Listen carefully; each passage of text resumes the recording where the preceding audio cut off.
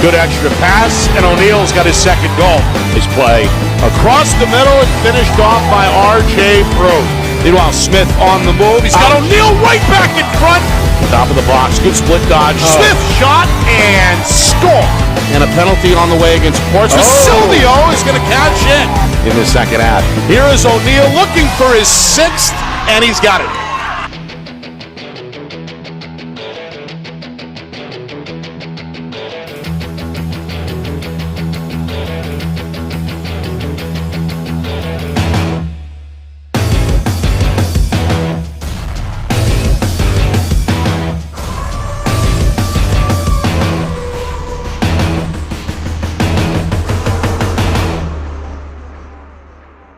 Movement frees up a man who's going to shoot and score. Maldari on his way to Endicott to play college lacrosse. Fire and score! His high school career.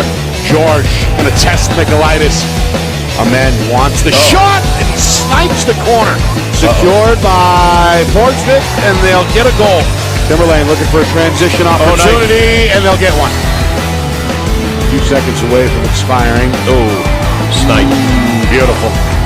Trying to direct the defense. Grading lungs. Oh, a man got it. Gary gets the step. Nice. Shot, score. We've got some minutes, so Portsmouth trying to show their depth. Nice. Here's Nick Smith. Done such a good job tonight as the Fogo rewards himself on the attack, and for the second straight game, he's got a goal. Fine. Official's going to let it go, and that'll do it. Impressive for Portsmouth. They win it wire to wire. 10-4 is the final score as the Clippers celebrate on the field. Well, there it was, the week that was here on Friday Night Lights, New Hampshire. Welcome inside the Beals Insurance Studios in Bedford. Nick Anastas, Eric Coburn with you. It's FNL Lacrosse, presented by the New Hampshire Tomahawks.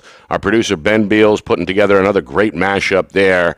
Couple of games in Portsmouth up on our video section. You can check them out.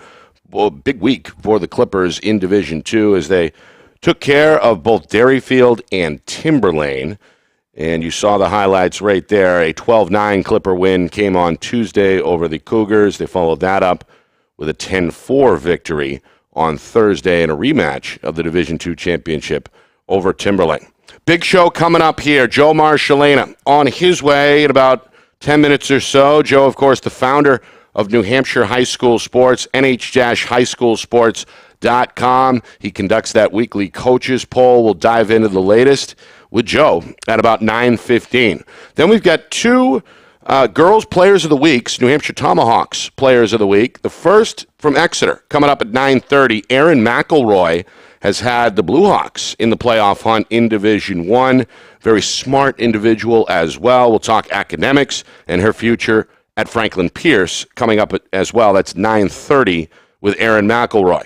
9:45, our first coach comes by the show. Katie Bork Blair, Pinkerton head coach, has the Astros, of course, looking for a top 3 seed in Division I with one regular season week remaining. Coach Bork Blair in her first year coming on the show at 9:45. Hour number 2, Siki McIntyre, the Nashua South Girls head coach. Purple Panthers have had a surprisingly successful season to this point. Coach will break down her squad and her chances coming up here in the tournament at 10 a.m. Then at 10:15, our second Tomahawks player of the week from Bishop Girton, the senior on her way to Oregon, Nat Coutu, at 10:15. So we've got Coach Cameron still as well on the back end. 10:30, Coach is going to join us from Strong Island to break down the NCAA tournament. So Joe Marchand, Aaron McElroy, Katie Bork Blair, Siki McIntyre, Nat Coutu, Coach Cameron. In that order, Eric, as we get another jam-packed show here on what looks like the final stretch going into the last week of the high school regular season. Yeah, no, another action-packed show. Season's coming down to the wire. One more week of the regular season, and then after that, you lose and go home. Our first guest, Aaron McElroy, the salutatorian. I know I'm going to screw that word up. May have already had it, but she's joining us. Big climber as well. You into hiking, climbing? I guess she's done 42 of the 48 4,000-foot mountains in the state. Wow, Pretty impressive. Yeah, that's pretty legit. I don't know. I'm not much of a coordinated individual, so I can't be trusted on those on that rugged terrain. So I'm better suited on flat ground. Golf course is more my recreational outdoor activity. A little safer, I Yeah, guess. a little safer, a little flatter. All right, we got Joe coming up first at 9:15. Of course, friend of the show, again, founder of NH-highschoolsports.com. Saw him on Friday off the air. Talked a little bit about the latest poll where it's basically split in half. You got 5 D1 teams, 5 Division II teams in the top 10. Roger Howe touched on that fact on one of our broadcasts this week and said, hey, Division II getting some real respect amongst the coaches. Not a big surprise for those in the know, but it just comes to illustrate how deep and how good at the top, at least, Division II has become over the last few years. Yeah, no, absolutely. I mean, Portsmouth took Exeter, who a lot of people, without doubt, think is the second best team in Division I. They took them to the wire, and then obviously some teams are playing Portsmouth pretty close in the D2 side, so it makes sense that D2 is kind of getting that respect in terms of the depth and the talent they have in that division. And, of course, we saw Portsmouth for the first time this season, this week, with those 2 games against Derryfield and Timberlane. And not only does the record reflect what they've been doing, best record in Division II, the lone loss, as you just mentioned, a 1-goal loss against Exeter. They clearly look like the front runner at this point with a week to go. 13-1, I believe, is the overall record. And again, looking for 2 straight. Is that how you see it as well? Did they take a step forward this week in terms of putting a little distance maybe between themselves and everybody else here as we come up on the end of the regular season? Yeah, absolutely. I think we talked about it last week on the show where it's like they have this tough stretch coming up where if they go undefeated, then they're clear as day kind of the favorites, and whether they dropped a couple 2, then D2 gets a little more cloudy in terms of who's the best team. But I think with those 2, those are kind of pretty big statement wins in terms of the difference in the score there. So I think that it's clear as day that they're the team to beat Division II. And if you are the Clippers, how do you keep it going? I mean, there's always the possibility that a team maybe peaks too early, right? Is that a threat, or is that something that's just made up in the media? Yeah, no, I think that can certainly happen, but I think when you win it the year before, I don't think you get you want to win these regular season games, but you understand there's a bigger picture down the road. So in terms of they understand what you need to do to be able to get back and win that trophy again. So it's not so much kind of thing like, all right, this is the peak, this is our best lacrosse. They're not going to, when you're defending champs, you're hungry and you want to win that next one so bad that you won't allow yourself to kind of hit kind of like that dip. And then, of course, in Division I, Bishop Girton last weekend, I believe, right? It was, or earlier this week, they lose to Acton Bottsboro, and then they come back and beat Pinkerton convincingly, 16-4, back on Thursday night. Just to reiterate and remind everyone that they're still unbeaten against in-state competition. Was that loss maybe a good thing for Bishop Girton against Acton Bottsboro? Yeah, no, definitely. I think whenever you can play a good out-of-state team like that, especially this late in the year, it's a good measuring stick to kind of see where you're at as a team, and they didn't get it done. And I think having a loss kind of this point in the year might not necessarily be a bad thing because it kind of almost like a reality check or just kind of like a checkpoint to say, all right, we might not be as good as we think we are. Let's look back at the tape. Let's see when we do better. Let's fix those things in practice, and then moving into the last week of the regular season and into playoffs, make sure you clean those things up. So, and it seems like they did that by coming back with a 12-goal victory over Pinkerton. Yeah, no, I think absolutely that's a big win, obviously, and I think Pinkerton they started out a little slow, had some injuries, and then they played Exeter really close. I think it was last week. I think it was I want to say it was a 16-14 game, or it was a 2-goal. That was, forget the final score. Yeah, that sounds right. That was also the second meeting, of course, between the two. Yep. Exeter, in a tight one, able to eke out their second victory over the Astros in as many games. So something to watch and something to break down as we welcome in Joe Marchand here in just a moment. We'll go over D1 and D2 with the founder of the New Hampshire High School Sports website, nh-highschoolsports.com. All right, Joe, our first guest on the other side. You are watching FNL Lacrosse. It's presented by the New Hampshire Tomahawks.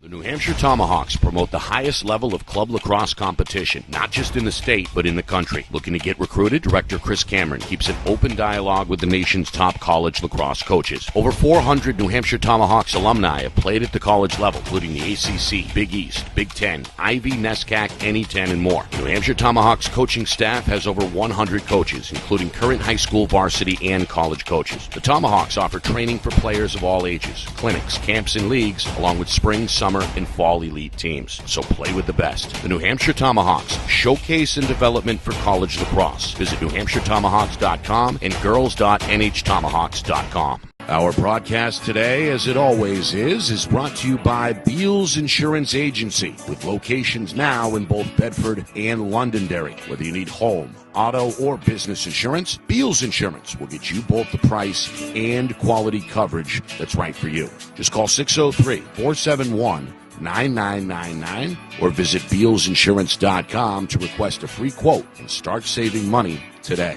Again, that's BealsInsurance.com. You know, we could have a new screen on that baby in less than 15 minutes. I'm Chad, the owner of New Hampshire iPhone Repair. We're New Hampshire's most trusted and convenient device repair shop. We use quality parts, backed by our lifetime warranty. Can you fix my phone? iPhones, iPads, even Androids and tablets. We fix it all! What kind of problems can you fix? Battery problems, screen problems, water damage. Don't live with that broken device any longer. Come on into New Hampshire iPhone Repair, and we'll have you fixed up in 15 minutes. Good as new. Yeah! At Dead River Company, the work we do is about more than just filling up tanks.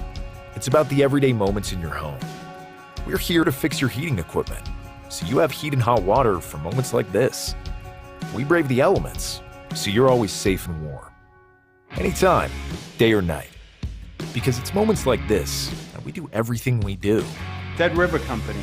It's not your job to worry about the heat. It's ours. Become a customer today, and we'll be there for the moments that matter to you.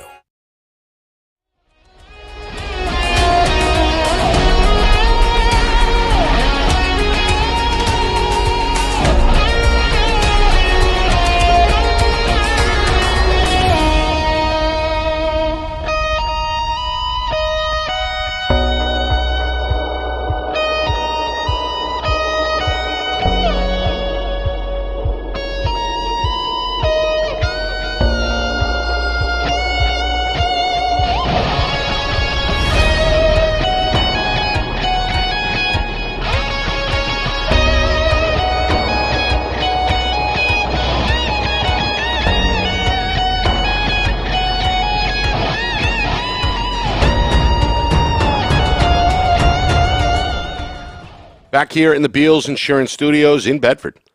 Nick Anastas, Eric Coburn with you. FNL Lacrosse is presented by the New Hampshire Tomahawks. We're live every Sunday except for next week.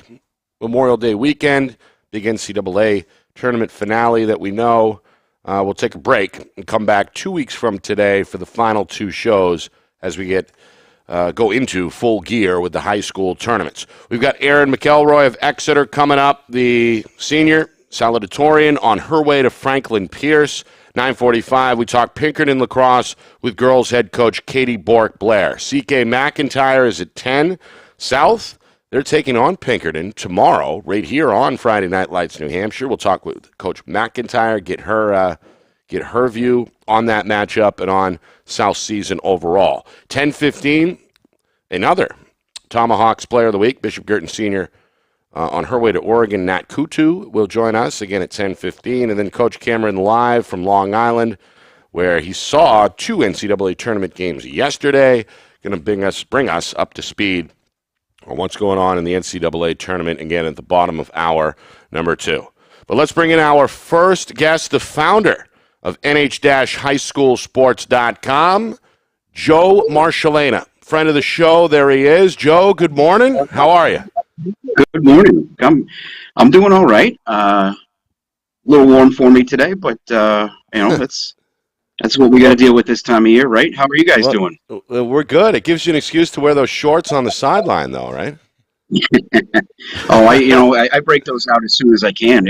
We hit 60, and I'm in the shorts. I've seen you in shorts in January, so that wouldn't surprise me.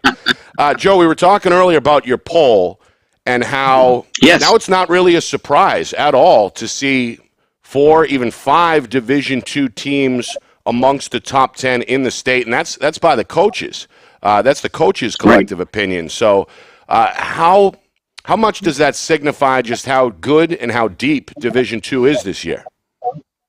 Oh, it definitely, that's what it tells you. I mean, and we saw it kind of, beginning of the month when Portsmouth goes to play Exeter, and it's, Portsmouth was 5 minutes away from winning that game.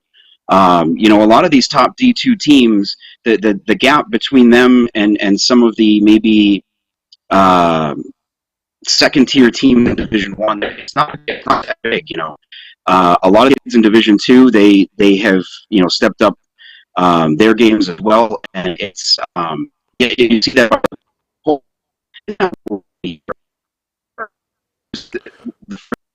Let's try to get another connection here with Joe. Joe, you're breaking up a little bit. Let's see if we can get Joe on the phone, similar to what we did with Coach Vischer maybe last week. We'll take Joe off the screen. Let's get Joe reconnected with the phone. We love seeing his lovely face, but the technology seems like it was a little shaky there. We'll get Joe reestablished here in a couple of seconds, but I think Joe is about to basically echo your point earlier, just how deep Division II has gotten, top heavy as well, a lot of talent, but that's also really a good sign that the sport is growing statewide, right?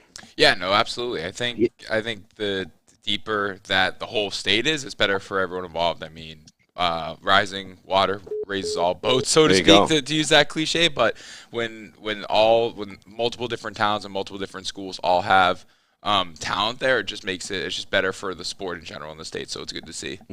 We have Joe ready, Ben? Hi, you have reached. Not quite. We're going to get to him in a second, but that seemed like, to your point, the momentum has been there for the last how many years in terms of that we've seen consistent growth on both sides, boys and girls here in the state.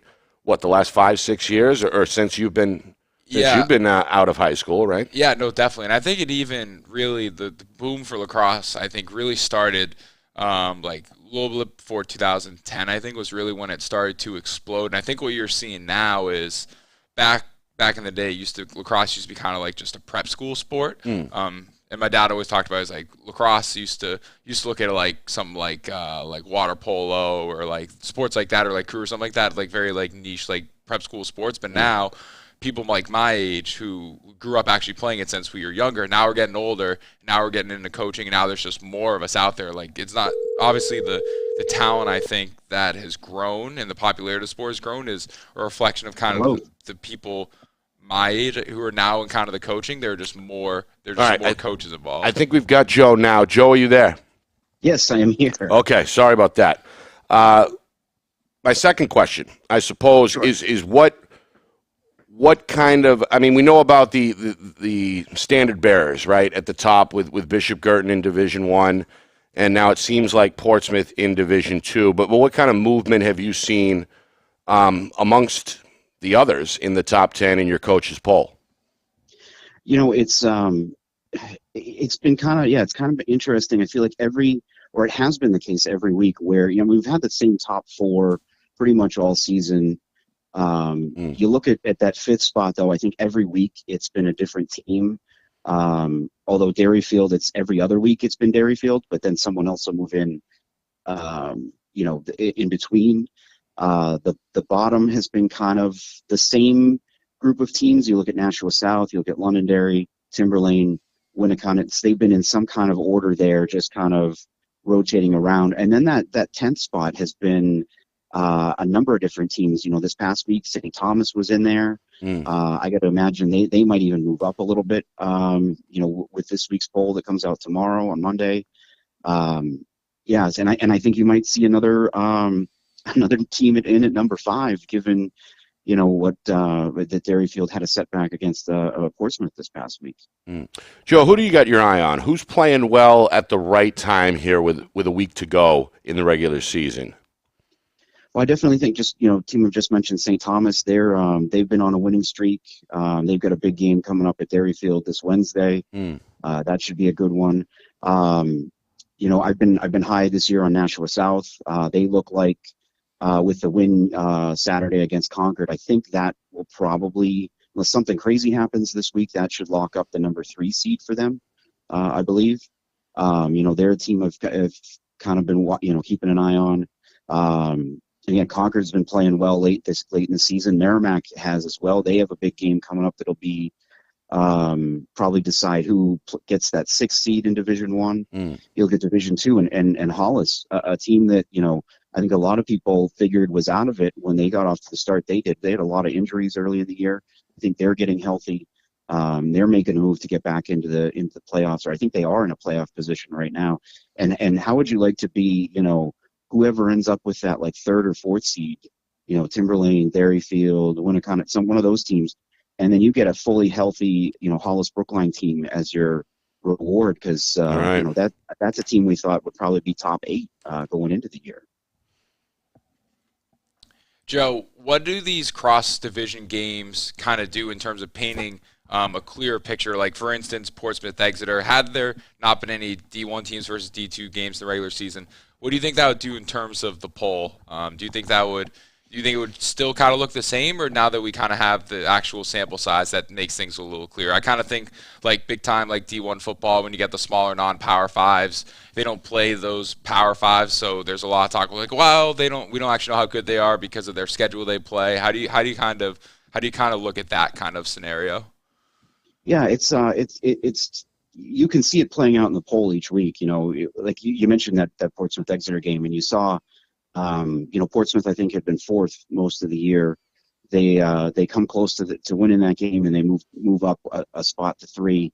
It just kind of gives everybody, I think, a bit of a clearer picture. I mean, early on, you had Derryfield playing some D1 teams, that kind of sorted things out, showed you what level maybe they were on. And then the out-of-state stuff helps with that too. I mean, this year we've got. A couple teams, BG and Exeter, that played common opponents out of state. So that helps figure that out too. Kind of what you kind of, I mean, it's never perfect. You never have that kind of transitive property where you get, oh, well, this team beat this team, so this team should beat that team. And this year especially, I mean, if you, again, those teams that are in the bottom 5 of the poll, and the ones getting votes too in Division 2, I mean, it feels like they've all beaten up on each other. So it's almost harder to figure that part of it out. The teams within the divisions, but yeah, it kind of gives you a better feel for who's maybe, like a Portsmouth or Derryfield or Timberlane, where they kind of stack up with the D1 teams. Then, of course, Joe, on the girls' side, it seems like a collision course perhaps between Bedford and BG in Division 1, but don't tell that to Pinkerton. Don't tell that to Nashua South. Exeter has been surprisingly pretty good, although they had a setback Friday night against Bedford. But is that the case in Division 1 on the girls' side, where it's Bedford, BG, and then maybe you could make a case for Pinkerton? I would say, definitely going into the year, I thought it was a 2-team race. And I'd say in the last couple of weeks, there's been a couple teams that have kind of proven that they can, maybe not win a title, but at least, gum up the works a little bit. You mentioned Pinkerton. The other team I'd throw in there too, actually, that beat Pinkerton, is Souhegan. Souhegan's been playing really well the last month or so. They've been on a pretty good stretch, and they've got an interesting game. You're talking about crossover games there. They've got Portsmouth on Wednesday, who's been the top team in Division 2 for the last 4 or 5 years. So that should be an interesting one. But given the way that Souhegan has kind of come on, the way that the game that Pinkerton gave BG the other night, that was a fantastic game. I definitely think that the field has expanded a little bit more in my mind in terms of who can compete. Yeah. Again, maybe not win a championship, but at least maybe have a shot at getting to that final and maybe throwing a monkey wrench into everything. Yeah, so he impressed me earlier in the year when they took on Bishop Girton. I mean, they lost that game. I think it was 18-8, but there were some spurts in there where it was pretty even. I believe so. So there was some talent with the Sabres, and it seemed like a month plus later that's starting to come into fruition a little bit. And then, of course, as you mentioned, Portsmouth's been dominant in D2. They're going to jump up next year to Division One, so you'll have another contender in D1. It should all, I think, work out in the end and be really fun with a little bit more competition at the top.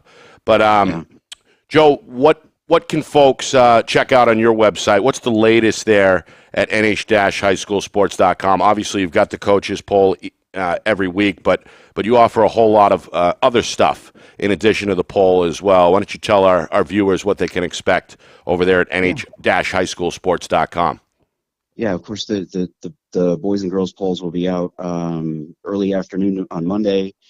This week, with it being the last week of the regular season too, the last couple of weeks I've been doing like kind of the playoff picture, if you will, the brackets, what they look like at the moment on Mondays. That I'm going to continue to do throughout the week, updating them daily, so you kind of get a clearer look at where everybody sits. And then there'll be some game coverage this week. I think I'll be. I'm not 100% sure on some of the games just because of what it's been kind of tricky figuring out mileage and which games. It feels like it changes almost every day. Which games are of more importance and less importance and that kind of stuff. But definitely going to hit up that Londonderry Pinkerton boys game on Tuesday. And then of course later this week we'll have another week's edition of the podcast, the Ninth State Sports Show. That'll be up on Thursday, and just a lot of other game recaps and some highlight videos. Great stuff, Joe. As usual, we appreciate you coming on, and we'll catch up again soon. Thanks again for joining us. Yeah, no problem. Thank you for having me. Thank you.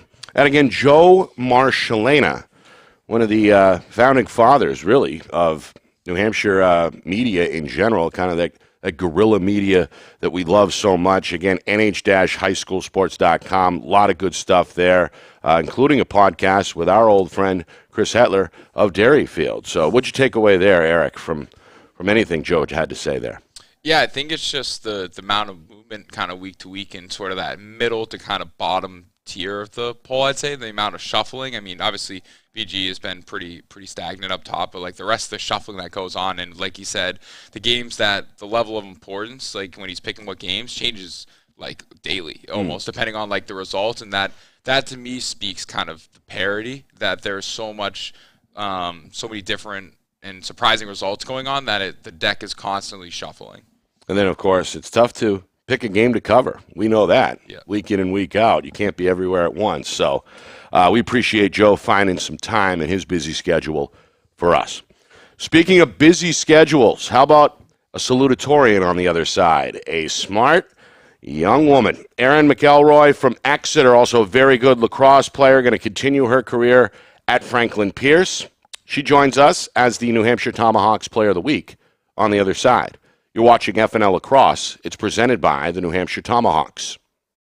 The New Hampshire Tomahawks promote the highest level of club lacrosse competition, not just in the state, but in the country. Looking to get recruited? Director Chris Cameron keeps an open dialogue with the nation's top college lacrosse coaches. Over 400 New Hampshire Tomahawks alumni have played at the college level, including the ACC, Big East, Big Ten, Ivy, NESCAC, NE10, and more. The New Hampshire Tomahawks coaching staff has over 100 coaches, including current high school, varsity, and college coaches. The Tomahawks offer training for players of all ages, clinics, camps, and leagues, along with spring, summer, and fall elite teams. So play with the best. The New Hampshire Tomahawks, showcase and development for college lacrosse. Visit NewHampshireTomahawks.com and girls.nhtomahawks.com. Our broadcast today, as it always is brought to you by Beals Insurance Agency, with locations now in both Bedford and Londonderry. Whether you need home, auto, or business insurance, Beals Insurance will get you both the price and quality coverage that's right for you. Just call 603-471-9999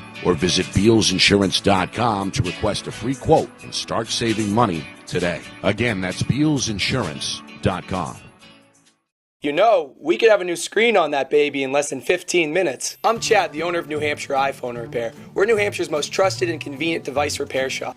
We use quality parts. Backed by our lifetime warranty. Can you fix my phone? iPhones, iPads, even Androids and tablets. We fix it all! What kind of problems can you fix? Battery problems, screen problems, water damage. Don't live with that broken device any longer. Come on into New Hampshire iPhone Repair and we'll have you fixed up in 15 minutes. Good as new.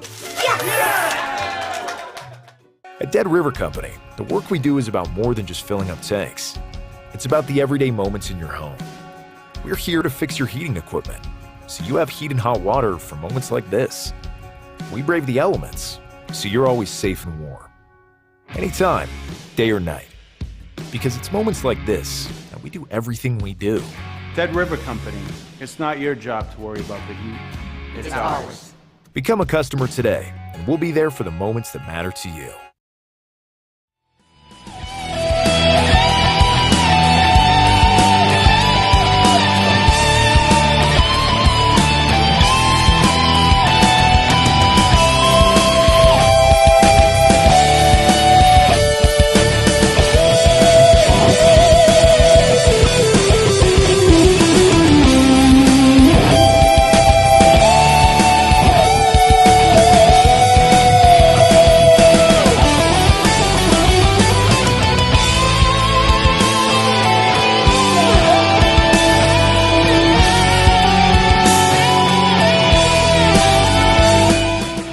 Back here in the Beals Insurance Studios in Bedford, Nick Anastas, Eric Coburn, FNL Lacrosse, presented by the New Hampshire Tomahawks. Katie Bork Blair coming up from Pinkerton, first-year head coach. Got that team playing well going into the final week of the regular season. Big game tomorrow for Pinkerton on the girls' side as they host Nashua South. Purple Panther head coach Siki McIntyre will join us at 10 a.m. 10:15. Our Tomahawks Player of the Week from Bishop Girton, senior Nat Coutu, will join us. The future Oregon Duck with a lot to say. And then 10:30, Coach Cameron joins us from Long Island to break down the NCAA tournament. But let's bring in now the first of two Tomahawks Players of the Week. From Exeter, Aaron McElroy, the senior.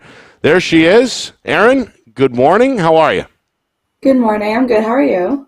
Good, good. Thanks for coming on. Not quite sure where to start with you. Well, I guess we'll start with the lacrosse field. Your team having a pretty good season. You had a little bit of a setback on Friday night against Bedford, but you guys hung in there and competed. Tell me where the love for lacrosse came from. Obviously, you're going to play next year at Franklin Pierce at the NCAA level, but how did it start for you back in the day? Yeah, so I started playing lacrosse in fourth grade. Some of my friends joined the youth program, and I had always just joined a lot of different sports, so I thought, oh, might as well try it out. I was also playing soccer in the fall and basketball in the winter at that time, so I was playing those three sports. I played all three sports up until 8th grade, and then in high school, I really just decided to only play two sports. I stopped playing soccer, only played basketball and lacrosse, but in 8th grade, I joined New Hampshire Tomahawks, and I think that's really when I took my play from just having fun with my friends playing lacrosse to really wanting to improve my game and bring it to the next level by trying to get committed. So the Tomahawks helped you out, as they have many others, including my friend over here, Eric Coburn. Tell me a little bit about now the academic side. You're the salutatorian at Exeter, which is impressive in its own right. Obviously, you're a member of several national honor societies. You're already going to be in a master's program, from what I understand, at Franklin Pierce as well. It sounds like academics has been the main focus, with a little bit of lacrosse, a little bit of basketball kind of sprinkled in. Is that fair to say? Yeah, that's definitely true. I think I really focus on the academics, and I think it's so important to be well-rounded, having not just the athletic aspect, but both. So I've really tried to keep my focus on the academics, and that is also really what helped me choose Franklin Pierce, by not just the lacrosse, but also making sure I had the master's program I was looking for, so I could be a PA and different things like that. So academics is definitely really important to me. Yeah, I'd say. And how about the other activities? I read that you like to hike and climb, right? 42 of the 48 4,000 footers. I got an old friend of mine that's big into that stuff as well, and he'd be impressed by that stat. Where did that passion come from with nature and climbing, etc.? Yeah, well, so my dad, he was in the Marines, so he was really into that. He hiked a lot, so he kind of brought that into our family, and he kind of just brought it up to us like, hey, would you guys want to try to reach this goal? And we were all super into it. So I think we climbed our first one when I was in 6th grade, and from there we just kept going and hiking more mountains. And yeah, we're hoping to finish them this summer. We've planned them all out. We have 6 more, so I'm really excited. That's awesome. Now, Aaron, going back to the lacrosse side of things, just describe your style of play. What is the forte of your game? Yeah, so I'm a midfielder, so I am actually a draw specialist, especially for Exeter. I've been taking the draw for the past 2 years, and I think that's a big part of my play. Possession is so important. So getting my team possession and on the draw, and then also getting fast breaks and really trying to be a leader on the field in the offense, not only, for myself, but also setting my other teammates up and helping run plays. So, yeah, I think that's what I'd say. I talked to your coach on Friday, and she said that you're more mature in a lot of ways than she is. I'm not sure if she was joking or half joking or what, but what's your role amongst your fellow seniors, amongst some of the players? Are you kind of an extension of the coaching staff, a liaison in a lot of ways? I mean, how would you describe your own leadership traits? Yeah, I'd say as a captain, I think captains are always really an extension of the coaching staff. That's really that bridge between the coach and the rest of the team. But I think last year, I had a leadership role but was not a captain. And this year, being a captain, I think has really helped me step into bigger shoes and taking on more responsibility on the team. And I think that's not just on the field with running plays and talking to all the players, being a vocal leader, but also off the field in the connections I've made with my teammates and trying to make sure that we are, playing together. We have that team chemistry off the field, so that on the field we can really get to work, learn how we play together. So I've tried to really take on that role this year. So. Busy month, obviously, right? The end of May, going into June, you got prom, you got graduation, Yes. and I'd imagine you've got some additional duties as a salutatorian as well. How do you maintain the focus with all the school-related activities ahead, plus, of course, the end of the lacrosse season? Yeah, I think first just taking it one day at a time, really making sure that I'm present for everything and giving 100% to all different aspects, athletic and academic. But also I'd say, at least for me personally, my academics have always been better when I'm in sports, actually. I think sports have really given me that discipline and taught me time management and the importance of that. So I think playing a sport and having practice every day or games and then coming home, doing my homework, eating dinner, going to bed. I really just I like having a schedule. So I think I've been able to balance it pretty well. Now, what about the summer? When lacrosse school's over, you're going to finally have some downtime, I'd imagine, or is there another list of activities ahead between now and September? Yeah, I mean, I'll have more downtime, but I'm still definitely really busy. I coach for New Hampshire Tomahawks, so they keep me busy. I love coaching, so I'm really always around the sport as much as I can be because, I just love lacrosse. Well, you speak like a coach, that's for sure.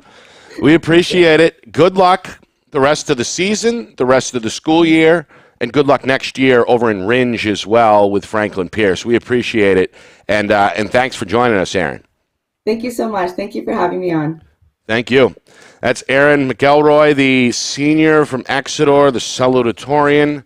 Very impressive. Yeah, very impressive, and obviously she takes her academics very seriously. And I liked what you said about lacrosse being being in season, being more focused. And I think I echo that statement as well. I think when I was in season, it was definitely easier to focus on academics. And I think as well, we always talked about how when you take care of your academics, it's one less distraction off the field. So when you get on the field, you're more focused, even if you don't think you're thinking about it subconsciously, it's in the back of your head. So the fact that she's able to be so successful in the classroom, it's really impressive, and then on the field as well. And we always talk about, especially with the Tomahawks, we want you to go play college at a high level. That's important. But at the end of the day, it's all about maximizing your potential from an education standpoint, because that's what's going to set you up for the rest of your life. And it sounds like she's used lacrosse as that vehicle, and she's taking care of the stuff in the classroom, and she's put herself in a great position moving into her collegiate career and then onward after that. She also echoed something I've heard before about the former/current Tomahawks players giving back in real time, coaching some of the youth teams, and in the process kind of cutting their teeth if they want to do something more serious down the road in the coaching front. A similar path that you went through, right, with the Tomahawks? Yeah, no, absolutely. I mean, I've been a part of the Tomahawks for over a decade. I mean, my first summer as a player was 2011. Yeah, so over a decade now, and then been coaching for probably 5-6 years now. And yeah, I mean, I had such a good experience, and the coaches I had really shaped who I am as a player and a person moving into college, and even after college. And when you have such a positive experience like that, you don't want to leave that kind of experience. You want to be able to come back and coach up the younger kids and help them get on that same kind of path that you were on and get back. So that's awesome. I didn't know that she was a Tomahawks coach as well, but that's awesome. You guys got a lot in common. Yeah, I guess except for the mountain climbing. Yeah, except for the mountain climbing. All right, coming up, Katie Bork Blair of Pinkerton. Astros trying to crash the championship party in Division I. Does the first-year head coach think they can do it?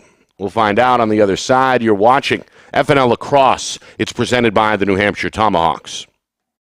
The New Hampshire Tomahawks promote the highest level of club lacrosse competition, not just in the state, but in the country. Looking to get recruited? Director Chris Cameron keeps an open dialogue with the nation's top college lacrosse coaches. Over 400 New Hampshire Tomahawks alumni have played at the college level, including the ACC, Big East, Big Ten, Ivy, NESCAC, NE10, and more. New Hampshire Tomahawks coaching staff has over 100 coaches, including current high school varsity and college coaches. The Tomahawks offer training for players of all ages, clinics, camps, and leagues, along with spring, summer, and fall elite teams. So play with the best. The New Hampshire Tomahawks, showcase and development for college lacrosse. Visit NewHampshireTomahawks.com and girls.nhtomahawks.com. Our broadcast today, as it always is brought to you by Beals Insurance Agency, with locations now in both Bedford and Londonderry. Whether you need home, auto, or business insurance, Beals Insurance will get you both the price and quality coverage that's right for you. Just call 603-471-9999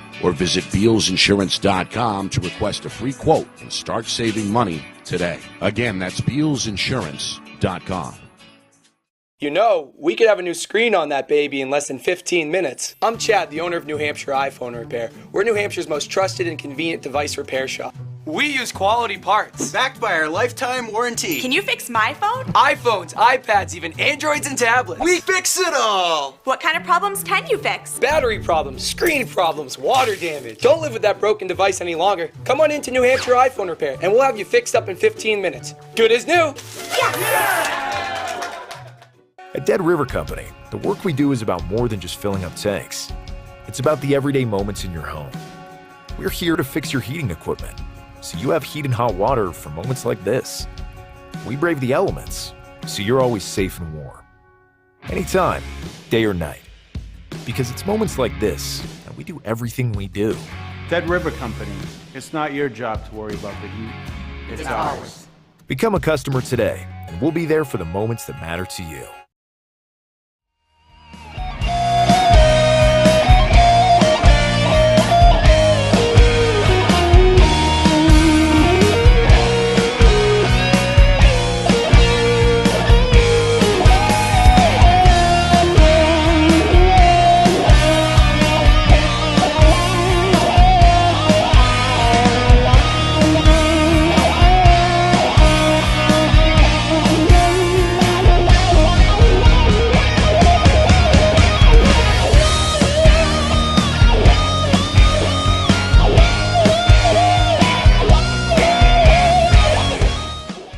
Well, back here in the Beals Insurance Studios, FNL Lacrosse is presented by the New Hampshire Tomahawks. Nick Anastas with Eric Coburn. Live every Sunday at 9 a.m. We're going to take next week off with the long Memorial Day weekend. Come back hard for the final 2 weeks as we wrap up the season here in 2022. Any part of the show that you missed, don't worry. Everything's archived up on our YouTube channel, FNLNH Media on YouTube. Again, the channel name, FNLNH Media, short for Friday Night Lights, New Hampshire. Of course, we thank Joe Marchand of NewHampshireHighSchoolSports.com for jumping on. Aaron McElroy, the Exeter senior as well. We've got Siki McIntyre coming up in about 15 minutes or so. She's got Nashua South in the playoff hunt in Division I.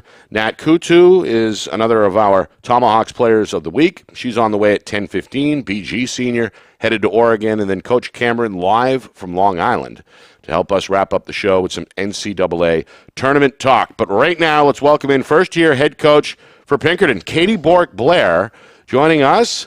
Coach, how are you? Good, how are you? We're good. Thanks for coming on. Take me a little bit back to your origins with Pinkerton. Obviously, you replace a legend, right? And Rob Dazio, been there for a long, long time, and he steps aside and you step in. How did that come about, Coach? So I was approached by one of the administrators over and asked if I wanted to apply for the job, and we applied, and then we got the job offered, and we took it. So that was great. Coach, are you live from the practice field? Yeah, we just got out of practice, and then we watched the U14 Hampstead and Hooksett game, some of the future Astros. Well, you got them practicing early on a Sunday. I like that, right? How is the team coming into the final week of the regular season? It seems like you guys are ready for a late push. You've played some competitive games as of late. You've been racking up wins. Tell me, is this about where you expected the team to be here late in the regular season? Yeah, definitely. We told them at the start of the season that we knew it was going to take time because we were changing the defense, we were changing the offense. The girls had Rob Dazio for a long time, so in order to put what we wanted to put in place, it was going to take time. It wasn't going to be overnight. We're proud with where they're at. We tell them every day we just want to be better than we were yesterday, and we feel like we've accomplished that so far. Was it really a whole new series of plays, offensively, defensively, that you implicated? I mean, how drastic was the playbook change, so to speak, from last year to this year? We kept 2 plays, and then everything else we switched up. Wow. So they were able to handle that, it sounds like, which is impressive. We had your senior goaltender on last week, Lauren Sweeney. She seems like a very headstrong individual and probably the de facto leader of the team. What can you say about Lauren and her play in her senior season? Oh, she's fantastic. We couldn't ask for a better goalie. She knows the defense in and out. She has the ability to make calls or switches when we're in our defensive sets. She's a beast on 8 meters. She's a leader and a voice on the field. So not only for our defense, but our mids and our offense, because she can see the whole field. So she's that voice behind us. Now, Coach, going off of his question, what can you say about the senior class? Whenever you go through a coaching change, it can be challenging. What can you say about the seniors and what they've done in terms of kind of helping that transition and leading the way? They're awesome. They bought in. But I couldn't ask for a better senior class to start here with. They're all really strong individuals, athletically, academically. They're just great kids all around. 8 of them as well, Coach, a pretty decent size. Yep. To help with that transition. And then, of course, there's a number of underclassmen, a big sophomore class, it looks like, and even 4 or 5 freshmen at the bottom. That seems like a pretty good collective group for you to have in year one of your tenure, right? I mean, you don't want it too senior heavy. You don't want too many younger classmen. It seems like a good mix, right? Definitely. And we got a lot of strong players in our JV and our freshman crew, too. So we're fortunate here at Pinkerton. All right, Coach, what about tomorrow? We're going to be there when you guys square off with Nashua South. First of all, how big of a game is that here to kick off the final week of the regular season? Is this kind of a measuring stick game for your club? And what should we watch for from up in the booth as broadcasters? What are some of the keys you think tomorrow night? Yeah, definitely. It's going to be great. Kiki has a great squad over there at South. We're excited for the matchup. We're excited for our last home game of the season. We want to go out and just do all the things that we've been doing all season, keeping our defense tight, offense looking for good matchups when we have it. But we just want to play a strong game, start to finish. All right, Coach, good luck tomorrow night. I appreciate you carving out some time at practice for us. And again, good luck tomorrow and good luck the rest of the way. Thanks. Thanks, guys. Thank you. That, again, is Coach Katie Bork Blair, the Pinkerton girls head coach. Got her girls engaged here, even on a Sunday morning early on the practice field. Seems like that's kind of telling in terms of what she's expected from this group. Yeah, no, absolutely. I mean, Sunday practices, I mean, this time of year, you just got to be down. Is that normal, or? When I was playing in high school, no. I mean, I guess it depends on when the game is. Sometimes with high school, it's like with those Tuesday games. Sometimes you want to. Well, she's got a Monday game. Yeah, Monday game. Yeah, that definitely makes more sense then. I would say it is more common. But usually if it's like a Tuesday, Wednesday, or more so like a Wednesday, Saturday kind of thing, it's not so much common to practice on a Sunday. But obviously, you got to get dialed in for tomorrow. And yeah, I thought it was awesome that she said she was checking out the 14U game, and that really kind of. The culture starts, it's like not just at the high school level, it's like as much you can want to have as much of an impact kind of on the younger, on the youth teams as well, because those are the players you're going to get eventually. And then it's awesome for the younger girls too, I'm sure, to see that their future high school coach and players are checking out your game, because then that just all wraps into the culture. So that was good to hear too. Also, the fact that she implicated basically an entire new playbook. As a player, how difficult or easy is that to pick up? Yeah, it's tough, especially if you're a senior, because you're used to not so much on the freshmen or sophomores, but if you're an upperclassman, I mean, that's tough to be able to kind of consume a whole new playbook and a whole different kind of style, because you build that chemistry with the people in your class, and you've been running the same kind of plays and same kind of sets forever, and even obviously the old coach was there forever, so you kind of know what he was going to run for however many years he was there. It's been the same kind of system. So it's not just for those players, just like a whole style in general has kind of changed. But like you said, it's awesome reflection of the senior class that they seem to have not missed a beat, and to be able to consume and replicate and put those plays and those different sets into action in the games. It's good to see. And she said right away that the 8 seniors immediately kind of bought in, which makes, I'd imagine, her job a lot easier. Yeah, no, absolutely. And this time of year, the seniors are who drives the boat, so to speak. When you're an underclassman, you don't really appreciate kind of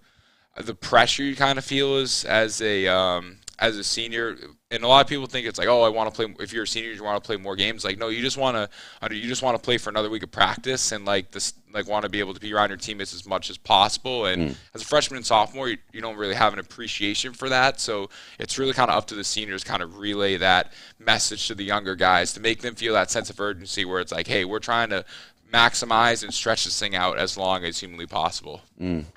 Well, we'll see her troops in action tomorrow night as Pinkerton takes on Nashua South. That's a 5 o'clock start live here on Friday Night Lights New Hampshire, part of our FNL broadcast of the week presented by Beals Insurance. We've got South and Pinkerton, again, 5 o'clock. Well, we heard from the Astros side of the story, so to speak, and we're going to get the Purple Panthers side on the other side of the break as Coach McIntyre joins us next. You are watching FNL Lacrosse. It's presented by the New Hampshire Tomahawks.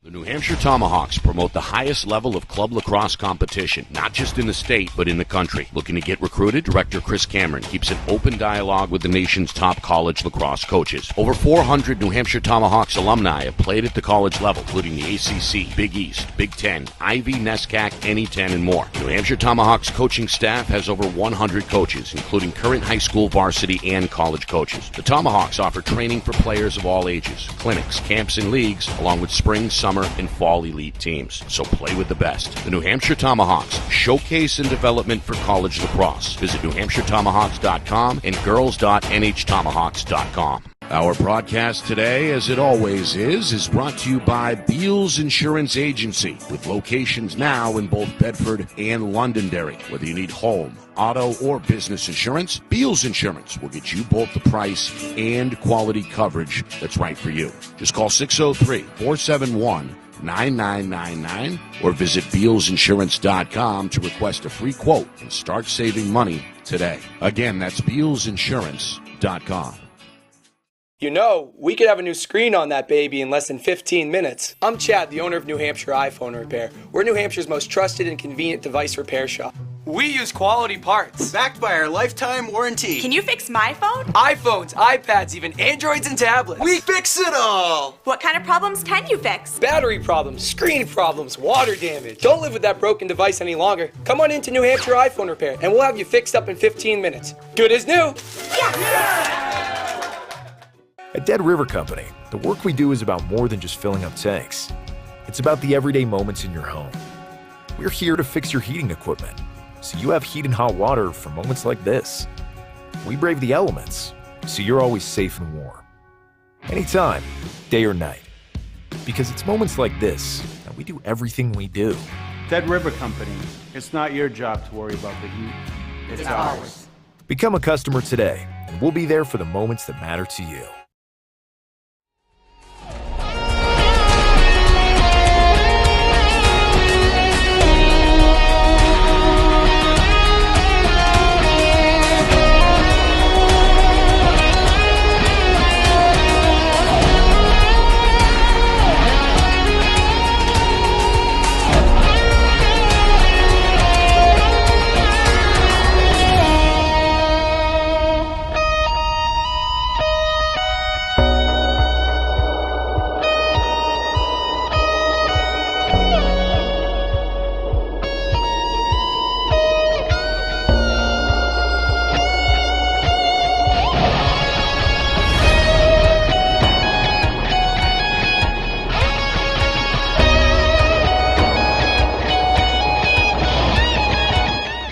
All right, back here in the Beals Insurance Studios in Bedford. It's FNL Lacrosse, presented by the New Hampshire Tomahawks. Nick Anastas, Eric Coburn with you.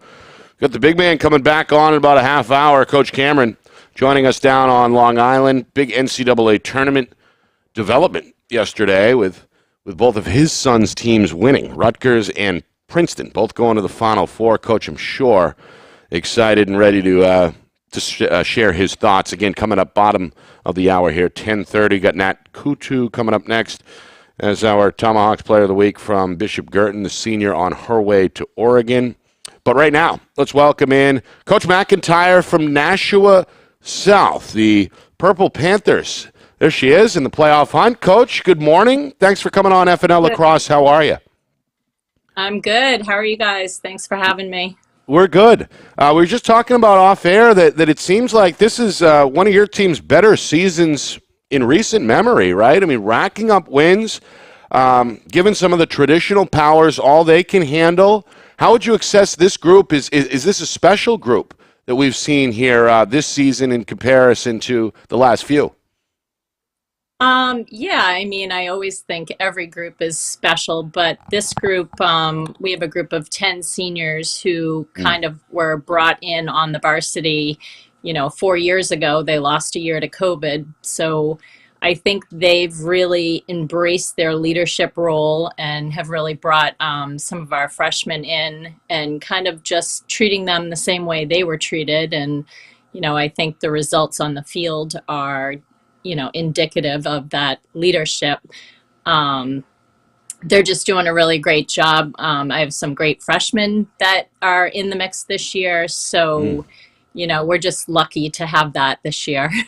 Yeah, that seems like a theme of the show. We talked with Aaron McElroy of Exeter, Coach Katie Bork Blair a moment ago, and I guess got two different perspectives there. One was a senior working with the coaching staff. The other is a first-year head coach working with her seniors. I guess the thing to take away is that you've got to have a pretty good senior class in place if you want to get anything done from the sidelines. Is that fair to say? Yeah, that's probably fair to say. you know, again, I think it depends on the senior class, but I feel like if they've gone through the program and we've had consistent coaching so they kind of know what to expect. I think if they've gone through the program, whether they're, you know, huge lacrosse players or just, you know, really good kids who are willing to embrace their role, I think the senior class definitely has a huge part in the success of the program. Yeah. And of course, on the boys' side, Nashua South's having a pretty outstanding year as well. What is the state of lacrosse in Nashua, in your estimation, Coach? How strong are the youth programs in comparisons to years past? Are those numbers where they need to be? I mean, what do you think the current and possibly future state of lacrosse in Nashua, boys and girls, are right now? Yeah, that's so hard to. It's a constant conversation with Munson, myself, and Mark Bolduck, who is the head of Nashua Blast. I think just in general, we're not happy with the numbers in Nashua. I think some of the age groups are struggling. Munson and I are literally doing everything we possibly can to try to build the programs. And we work, you know, really closely with the North coaches as well. Just trying to do clinics or, you know, invite the Blast kids to our practices. I mean, we're just constantly trying to literally beg kids to play. And then, you know, once we get them hooked, we can kind of keep them involved and looking forward to playing. So it's just a year-round job for us. I think this year we've been really lucky with the numbers. The future, hopefully we can keep building. I mean, it's such a great sport, and you know, we're always looking for those multi-sport athletes too. So we're like, oh, if you play basketball, you're going to want to play lacrosse. You know, that's going to help you with basketball. So we kind of play that game a lot. I mean, even with our high schoolers, you know, so maybe they may not have picked up a lacrosse stick, and we're getting all our basketball players to try lacrosse, which is why I help out with the basketball team, and the basketball coach helps me. So right. That's awesome. Yeah, I always talk to people who are familiar with lacrosse. It's really a blend of all kind of the major sports, like soccer, a lot of the up and down, basketball, a lot of the offense, the X's and O's, very similar, and then hockey got kind of the finesse of that. So it really has a lot of the overlap of all kind of the other popular sports. Pivoting back to the now, Coach, obviously big game coming up. Who are some of the players on your team that you really lean on and rely on? Well, we've been battling a little bit of injury and actually COVID protocols as well. So it's been a little rough lately with trying to piecemeal some things together because unfortunately we don't have that, you know, BG bench where, you know, the people going in are just as strong as the starters. So it's really, you know, trying to coach those kids up. But kids I really rely on, I would say Ella Ben-Zekri is killing it this year. She's a sophomore midfielder. Marin Lowell she's a freshman. Karina O'Donnell literally does everything on the field. And then my seniors, Caitlin West, Soleil Dubois, Kylie Daw, they're just so instrumental on the field. I have a couple senior defenders, Bailey Carroll, Nessa Reeder. They're just always, I mean, I have leaders in each position that we kind of rely on. And then when we're battling injury and COVID and everything else that's thrown at us, you know, they kind of step up. So it's kind of nice to see. Coach, we'll be at your game tomorrow night, broadcasting from Derry when you take on Pinkerton, final week of the regular season. Obviously, you want the win, but what are some of the other things you'll be looking for your team to accomplish within the game tomorrow night? Yeah, definitely looking forward to tomorrow night. Got my whole practice plan here in front of me. We'll be practicing later today. We really have to focus a lot on how to beat their defense. They play a backer, so we're not used to seeing that. So just looking for my group to really believe that they can compete. I think that's the biggest thing that they need to overcome, and I think they are getting there, that they believe they can compete with these top teams. So just looking for them to execute the way we want them to and just play a complete game tomorrow. Coach, is that a dog I hear? Yep, it is. I think that's a dog looking for some airtime. What kind of dog you got, Coach? What kind of dog you got? A beagle. She's a beagle. Yeah, they love the attention. Oh, yes, she does. Well, Coach, thanks for joining us. I'll let you get back to the beagle, and we'll get back to our thing as well. We appreciate you. We'll see you tomorrow night as well, Coach. Thanks again. Okay, thanks for having me. Thank you. That's Coach McIntyre joining us from the Gate City as Nashua South, right in the hunt, and having one of their better seasons in recent memory. Got the beagle there, keeping her company. What'd you think there, Eric? No, I thought it was great. Obviously, they're having a very good year. It'll be interesting tomorrow. I know she mentioned backer, talking about backer zone, I presume. And zone defenses are always tough, and especially if you don't see them very often, they're even tougher. And then it all depends on who you have for personnel too. In order to beat a zone, you got to be very crisp with your moving off ball and your rotations, and you also got to be able to have people who can handle quickly and finish tight inside when those little windows are open, because in a zone you get little windows and you'll get those skip passes, but they close quick, so you got to be able to capitalize on those opportunities when they present themselves. Now, why don't more teams play zone? It all depends on who you have for personnel. Some teams might not need to. So, for instance, on the boys' side, BG and Exeter, they have a lot of premier defenders. They have premier defenders. But what about a so-called regular team with, let's say, a regular amount of talent defensively? Why don't we see more zone statewide? Yeah, a lot of it can be coaching preference too, and it depends on what you have offensively as well. So if you have a team that you like to play really up and down kind of transition kind of game, you don't really want to just run zone because it slows it down. Right. Depth can be a lot of it too, not just kind of talent. If you want to, like I said, slow down that game. But sometimes zone defenses, if you think there's a matchup thing as well, or you have players defensively who are better at zone. Like sometimes maybe if you don't have necessarily as athletic players, but you have long and rangy defenders who can get sticks up in lanes, that can make a huge difference. Or a really good goalie. Obviously, we know Pinkerton has a phenomenal goalie on the girls' side. So when you have a goalie that can stop a lot of shots, if you're given, because zone you're going to have to settle for outside shots. Right? So if you have a goalie, and that's, I don't want to speak for the Pinkerton coach we just had on, but when you have a goalie like that, you feel confident where it's like, hey, if we're given kind of those mid-range to like deeper shots, like she's going to gobble up most of those. Right.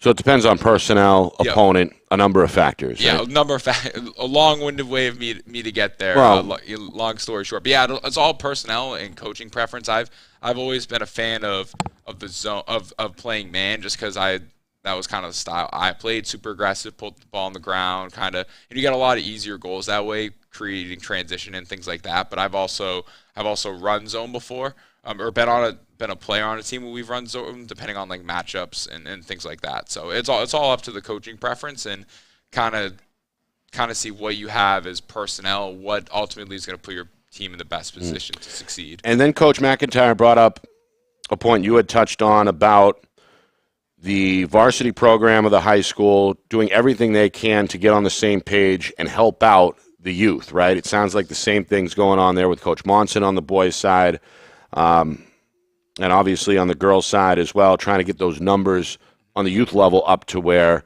they should be.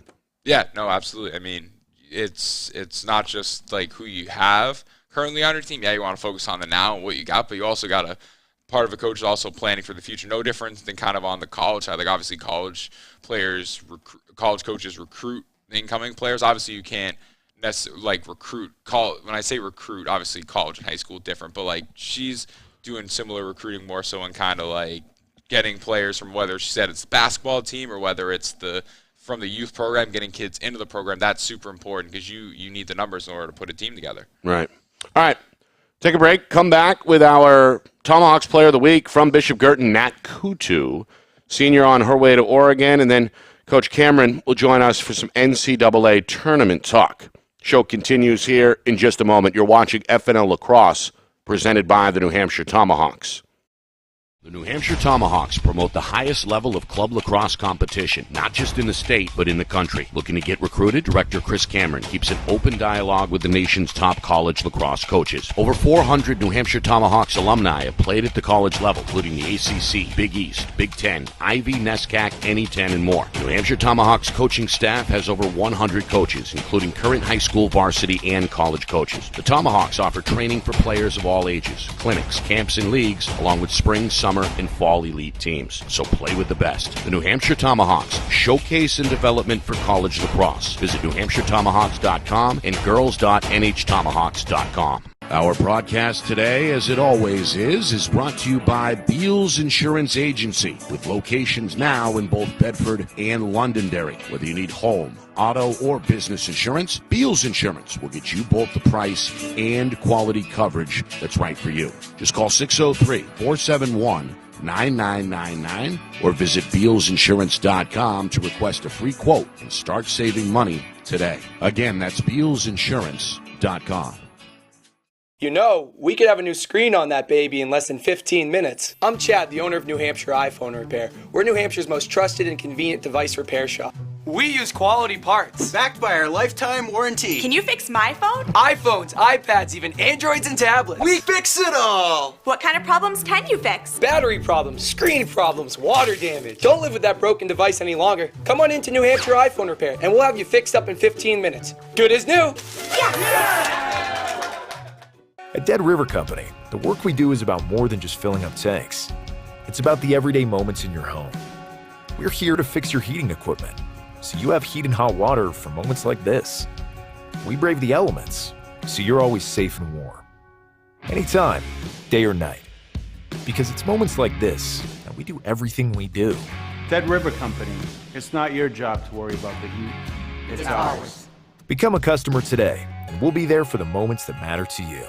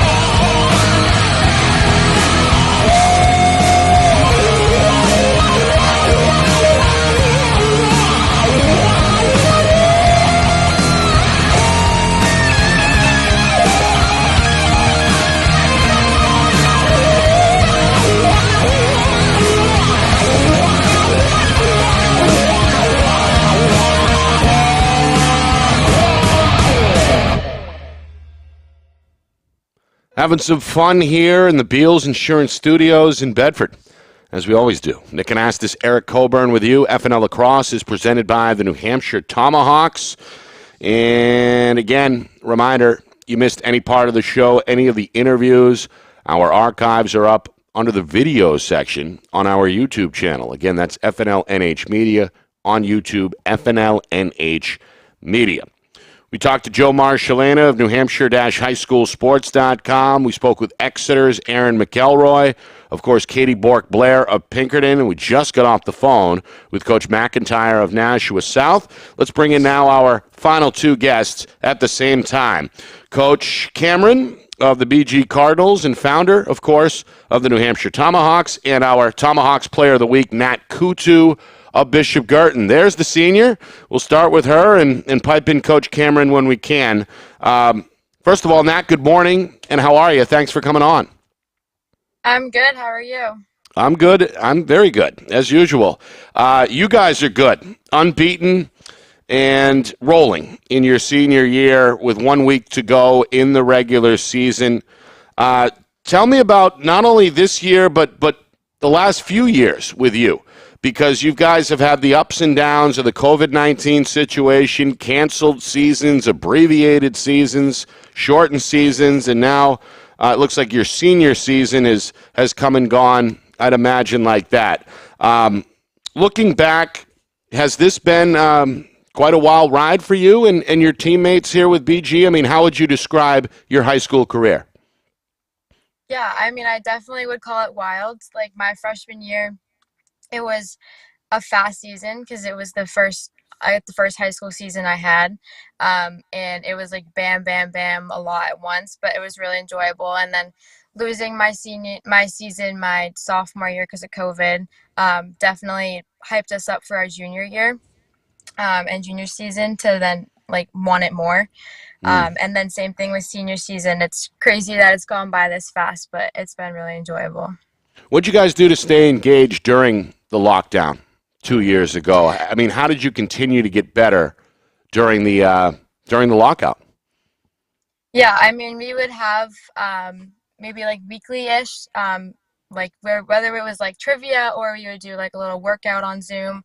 And then one of my teammates and I, we went to the field every day. We had a streak of like 45 days going to like a local turf field and shooting around and getting reps in. And whether it was like doing little drills that we would find, whether it was defensive or footwork or shooting and that kind of stuff, and just getting better every day and trying to keep our sticks in our hand and conditioning and stuff like that. And of course, despite all that, despite the canceled sophomore season, you end up lining up an opportunity to go to Oregon and play at the NCAA level in the Pac-10 or Pac-12 or whatever it is. How did that come about, especially given the turbulent situation of the COVID-19 situation? It seems like you still landed pretty well in going to Oregon. How did all that come about? Yeah, so when we went into quarantine, I started a lacrosse Instagram account. And so that had like highlights and like drills I was doing during quarantine and stuff like that. And so a lot of my exposure was through like my Sports Recruits account, but also mainly my lacrosse account. And that was a way to showcase like who I was as a person on and off the field. And so Oregon and a few other schools started following me through that. And then that's when the interest started peaking. So you kind of grabbed the bull by the horns, so to speak, and yeah. Took the initiative. It sounds like it worked out. Why Oregon? What stood out about the Oregon Ducks and why that decision ultimately? Yeah, the team culture and just everything about like the school is gorgeous. It's a gorgeous location. I know it's like really far, but the actual like nature and beauty of the area is gorgeous, and the school itself and all the athletics there. It's a huge athletic school, which I always wanted to go to and have like sports be like a big thing. And the team and the coaches really made me feel welcome and my family welcome. And it was a very like personable situation rather than just like if you go here, like this is what you would have lacrosse wise or anything like that. It was very personable with my family and me. Natalie, now pivoting to the now, we've had a couple of your teammates on as guests, obviously. Reigning Division I champions. What can you kind of say about the next couple weeks here, trying to extend the season as long as possible and ultimately defend that state championship crown? Yeah, I think the next few weeks are very important. We've been working really hard in practice and getting in new things both offensively and defensively and working out our little kinks. Definitely important to like control what we can in situations and keep working at practice. It's been we've been very hype at practice and very motivated at practice, so that's been helpful. Let's welcome in Coach Cameron now. Coach, what do you have here for Nat? Nat, thanks for coming on. First off, where do you feel like the team is at this point? You've had Central Catholic, you had a competitive game with a tie. Newburyport, you got upset, and then you had a tight game versus Pinkerton. Where is the team compared to where you need to be over the next 2 weeks? I mean, I think we still obviously have work to be done. You can only ever go up. I think the Central Catholic game as well as the Newburyport and the Pinkerton games were kind of like lessons learned, and just like not really like a bad thing, but just knowing like how we can control different situations, and knowing what works and what doesn't work, and especially going forward in like the regular season and the playoffs, like what we can do to work on to get better. Yeah, that's a great approach. I mean, that's the way we handle those out-of-state games, out-of-state losses. Just, how can you get better? And then you have is Notre Dame of Hingham coming up this week? Yes, it's Monday, tomorrow. Tomorrow. That's going to be a great challenge. Great challenge. Yeah. So you've had a great career, and an exceptional senior year. So look forward to watching you finish strong. Thank you. I'm excited. Nat, tell me a little bit about yourself. What do you like to enjoy? I mean, obviously lacrosse has been a focal point for quite a while, but it can't be all lacrosse all the time, right? I mean, what are some of the other activities you like to enjoy, especially with only a month or so left of school? Yeah, so I'm in my school's band and marching band. I play the flute and the piccolo. And we just had our last band concert last Wednesday, and so that was my last time playing the flute. And then we have our last marching band parade, which will be my last time playing the piccolo. But I definitely love doing that and just spending time with my friends and family and stuff like that. So music. So is that something you're looking to continue in some capacity at Oregon? Yeah, I mean, definitely, like, maybe after Oregon. I don't know how much time I'd have in Oregon, but definitely something I would want to continue after. Well, good luck this week. Big week here, closing up the regular season. Obviously, good luck in the tournament. Good luck with graduation. And good luck with everything next year out west at Oregon as well. We appreciate you coming on, Nat. Thank you. Thank you so much. Thank you. Coach, you're going to stick around. We're going to take a break, and then we're going to talk NCAA tournament. That sound good, Eric, or what? Sounds good to me. All right. Coach, hang on. We'll be back with Coach Cameron here on the other side. When we come back, you're watching FNL Lacrosse. It's presented by the New Hampshire Tomahawks. The New Hampshire Tomahawks promote the highest level of club lacrosse competition, not just in the state, but in the country. Looking to get recruited? Director Chris Cameron keeps an open dialogue with the nation's top college lacrosse coaches. Over 400 New Hampshire Tomahawks alumni have played at the college level, including the ACC, Big East, Big Ten, Ivy, NESCAC, NE10, and more. New Hampshire Tomahawks coaching staff has over 100 coaches, including current high school varsity and college coaches. The Tomahawks offer training for players of all ages, clinics, camps, and leagues, along with spring, summer, and fall elite teams. So play with the best. The New Hampshire Tomahawks, showcase and development for college lacrosse. Visit NewHampshireTomahawks.com and girls.nhtomahawks.com. Our broadcast today, as it always is brought to you by Beals Insurance Agency, with locations now in both Bedford and Londonderry. Whether you need home, auto, or business insurance, Beals Insurance will get you both the price and quality coverage that's right for you. Just call 603-471-9999 or visit BealsInsurance.com to request a free quote and start saving money today. Again, that's BealsInsurance.com. We could have a new screen on that baby in less than 15 minutes. I'm Chad, the owner of New Hampshire iPhone Repair. We're New Hampshire's most trusted and convenient device repair shop.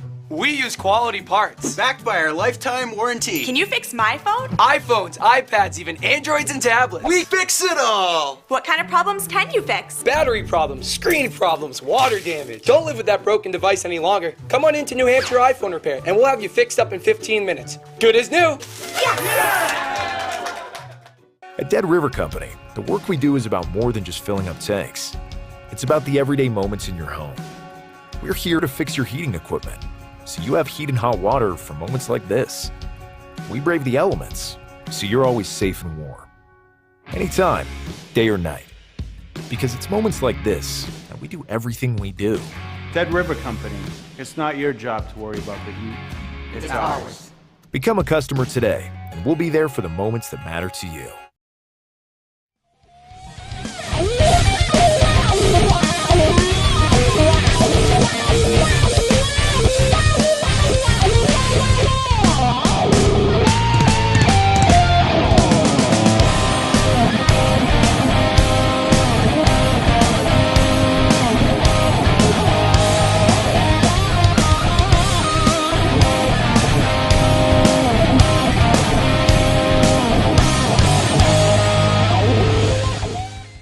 Final segment here on FNL Lacrosse. We're presented by the New Hampshire Tomahawks. Nick Anastas, Eric Coburn with you live from the Beals Insurance Studios in Bedford. Let's bring Coach Cameron back up. Coach, congratulations. You got two sons now in the Final Four after they both advanced yesterday. Princeton and Rutgers winners on Saturday. Must have been quite the moment for you to see it firsthand down on Long Island.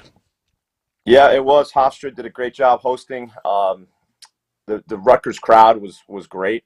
The first game, it was hot. It was really tough on the players. It was 90 degrees down on the turf. It had to be close to 100 degrees, so it certainly took a toll.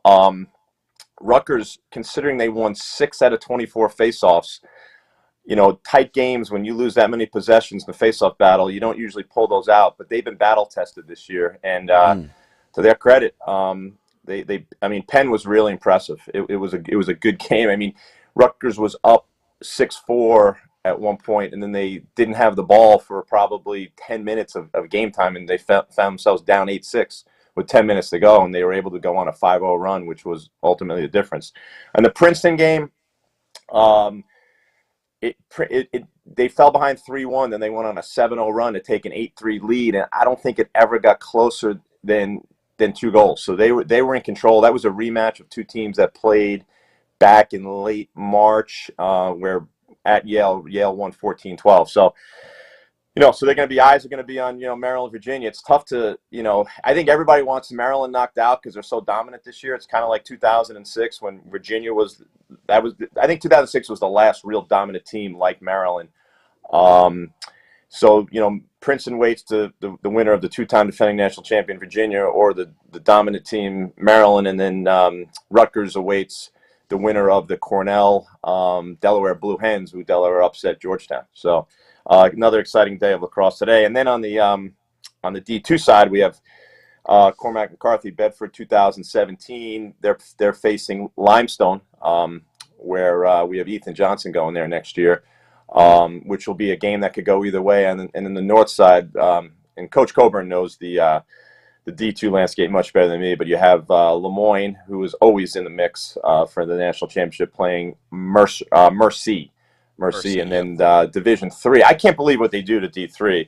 Eric, tell me if I'm wrong, but did they play yesterday, and then they're playing that was the quarterfinals yesterday, and they're playing the semifinals today? Yeah, exactly. Yeah, they had 2 different host sites for the quarter, so I think it was at RIT, and then I want to say the other one was maybe at Christopher Newport. But yeah, RIT and Bowdoin played yesterday. Tufts and Salisbury played yesterday. Now it's Tufts and RIT today. And then why wouldn't they space that out though?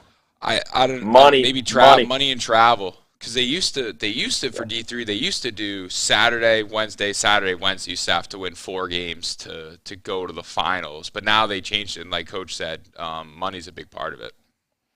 That's a lot. They probably don't want to spend the extra night at hotels or whatever, but that has to be Friday, Sunday for these kids. It's tough playing. It's tough playing a Friday, like a Friday, Sunday, or like for the Final Four, Saturday, Monday. But never mind back to back in this heat. Right. So it's going to be a grind on these kids. So the RIT, the defending champs versus Tufts. That's going to be a high level lacrosse. And then the other side, Christopher Newport, who many had as the favorite, got upset. So you're going to have York versus Union. Eric, help me out here. York Union versus Union. Oh, Union, yeah, Union. The Archie McElroy Union. Yeah, Union's been great all year. So exciting lacrosse. And on the D1 side, I don't know. I'm going to go with the chalk here, Eric. I'm going Cornell and Maryland today. Yeah, no, I agree with that. I think Virginia, they're just too top heavy, I think, offensively. It's just Schellenberger and Moore, and then you hear rumblings that Schellenberger's banged up, and Maryland, they just don't have holes. In order to beat them, you're going to have to go 65% of the dot and hope they have a bad shooting. I don't know. It's just Maryland's just too deep. And that's not happening against that kid. Weirman's the best in the country right now. Yeah, I'm interested in the Cornell-Delaware game. For my money, I think the 2 best polls in the country are playing in that game. The Adler kid for Cornell, 77 is excellent, and then 81, the Owen Grant kid for Delaware, is excellent as well. Those are 2 really, really good defensemen. Cornell seemed to, the Ohio State games, it started the exact same as it did the first game of the regular season, where Cornell was down 4-0 early, and then they just went on a run. So yeah, it's gonna be an interesting game. Obviously, there's the dynamic where the Delaware coach was the old Cornell coach. That's gonna be an interesting one as well. So for all people that are deciding, no, sorry. Go ahead, Coach. Go ahead. For people that are deciding whether they're going to go to watch on TV next weekend at Rensselaer Field in Hartford, UConn's home football field, they did an incredible job last year hosting the event. It was weird. It was like 50 degrees and rainy there, but they did an incredible job. It's less than a 2-hour drive, so we encourage all Tomahawk Nation to show out next Saturday, and then we hopefully we have Tampa in there, and hopefully we have Union in there. But they did a great job. It's a great site for a Final Four. So those games are Saturday. The Division 1 semifinals, the Division 2 and 3 final is on Sunday, and the Division 1 national championship is on Monday. Coach, is that the plan to keep it at Hartford, at least for the immediate no, this future? Is the second year. I think that the next two will go to Philly, I'm pretty sure. Okay. Is that right, Eric? Yep. Yeah, I think that's right. And then I think it maybe goes back to Gillette. But yeah, Coach, to echo your point about having the younger, like the Tomahawks players go and support. I mean, I remember I was at Gillette when they had it at the Final Four. What was that, 2009? And I think they had the quarters there, I think, in 2010. And then, so it was cool for me to be able to see it in person. And then as a kid, and then you go on that stage. And I was texting Coach Cameron about this. It's really the pinnacle of the sport. I mean, this is lacrosse's Super Bowl. So to be able for the Tomahawks kid to see Brian and Sean, then hopefully a couple more of our guys play on that championship weekend. It's great for them to see this. It's like, hey, that could be me someday. And if you keep working on that, so to be able to have those players and say, hey, it's doable. You just got to put in the work. I think that's awesome. How excited are your sons, Coach? How excited are they? Sorry, Nick, what was that? I said, how excited are your sons? They're very excited. It was interesting because last year Brian played there wearing the Tar Heel blue against Rutgers, where they won in overtime. This year,